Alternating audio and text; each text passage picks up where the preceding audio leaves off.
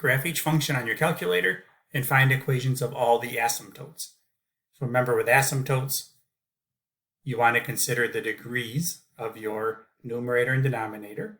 You want to consider where your denominator equals 0, because that may be a possible asymptote, assuming that the factor didn't cancel out to get a removable discontinuity.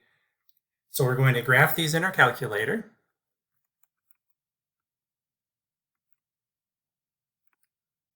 So here's the part A in our calculator. If I zoom 6 it, and this is going to be one where maybe the whole graph doesn't show up. We know that x equals 6 is going to be a problem for us because that's when the denominator is 0. So if we change our window, if I just make the y maximum a larger value, again, I'll try 50, and then graph it and see if it shows up. Oh, it didn't show up there. So I'll try a larger number.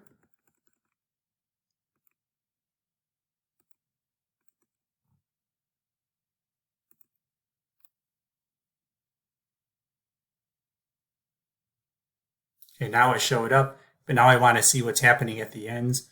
So let me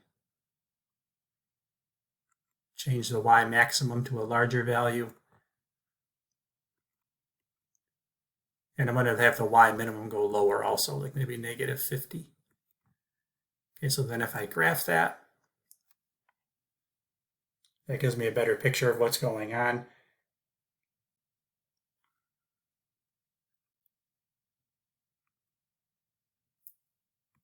And if I go to the answer here, to find the slant asymptote, we do synthetic division, and we end up with a quotient of y equals 3x plus 4.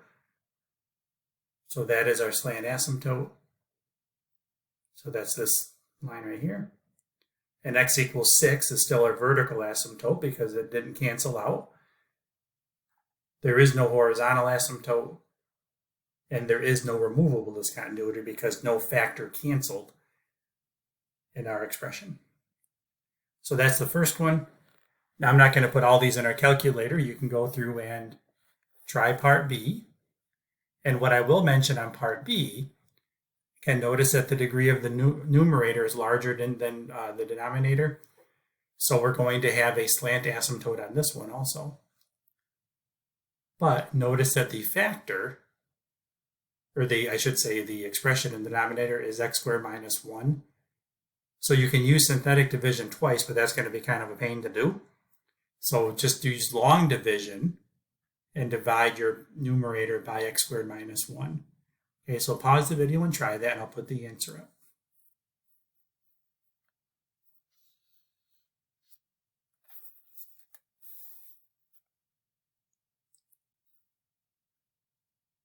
Okay, so there's that graph.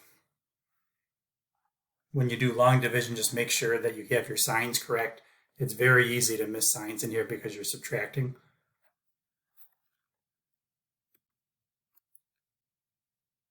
So you end up with y equals x minus 5 for your slant asymptote. Your vertical asymptotes are x equals plus or minus 1 because that's when your denominator equals 0. And they did not cancel with anything in the numerator. And then there's no horizontal asymptotes or removable discontinuities. Okay, the last question we have here is given f of x equals x cubed minus 1 over x minus 1. What's the domain of f of x? Well, again, notice that x equals 1 gives us a problem. So any x value not equal to 1 is our domain. So this is how you write that in interval notation.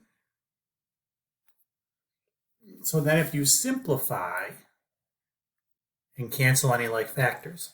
So we need to use synthetic division to factor x cubed minus 1. And we notice that if you put positive 1 in, you get 0 for an answer. So that means that x minus 1 must be a factor. So if x minus 1 is a factor, x equals positive 1 is your root.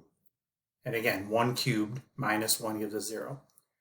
Don't forget your placeholders for the 0x squared and 0x. So then when you do that division, You end up with 1, 1, 1 with a remainder of 0. And again, that remainder of 0 tells us that 1 is a root of x cubed minus 1. So that means that our expression, or our rational function, x cubed minus 1 over x minus 1,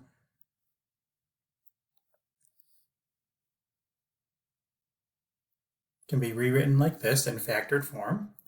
Notice the x minus 1's reduce out, so you're left with x squared plus x plus 1 as your function.